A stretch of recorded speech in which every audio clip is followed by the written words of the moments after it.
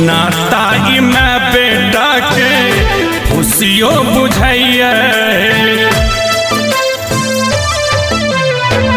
खबरों न लै छी मैया नजरों न फेरी नाताई मैं बेटा के खुशियों बुझाइए अहि न रहब की हम तम बुझते रही आचरे में रहते रही बिसर गेलो भगवान हे माँ हम तम बुझते रही आचरे में रहते रही बिसर गेलो भगवान।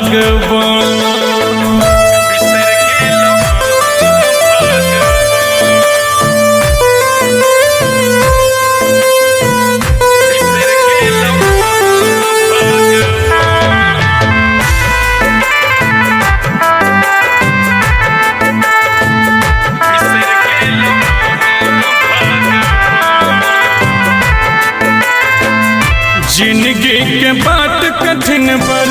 सुत हम बोधमा ठोह पैर कानी भटक कर बाट तो है बोधमा जिंदगी के बाट कठिन पर सुत हम बोधमा ठोह पैर कानी भटक कर बाट तो है बोधमा अंठौला से चलता नहीं मका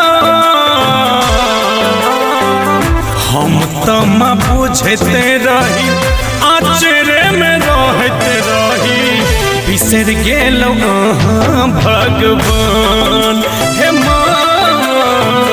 हम तम बुझते रही आचरे में रहते रही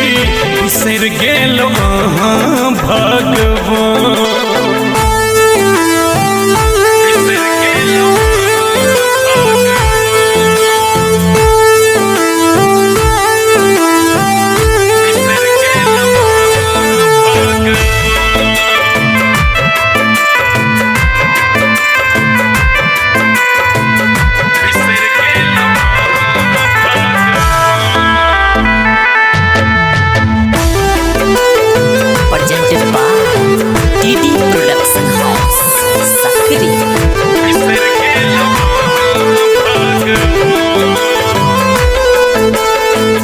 हमरा ने बूझल लिखल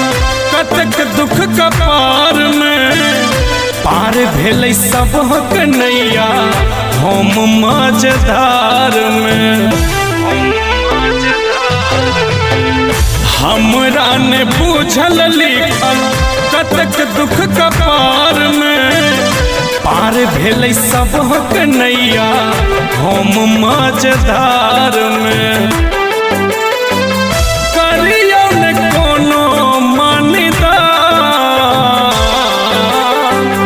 हम तम बुझते रही आचरे में रहते रही बिसर गेलो भगवान हे माँ हम तम बुझते रही आचरे में रहते रही बिसर गेलो भगवान।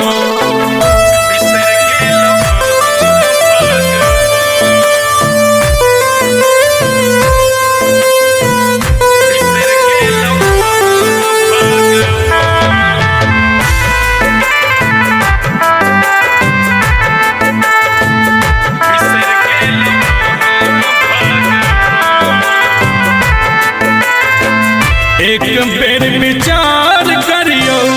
हर कष्ट पाप के सहे दुख संजीव करियो मुक्त संताप से एक बेर विचार करियो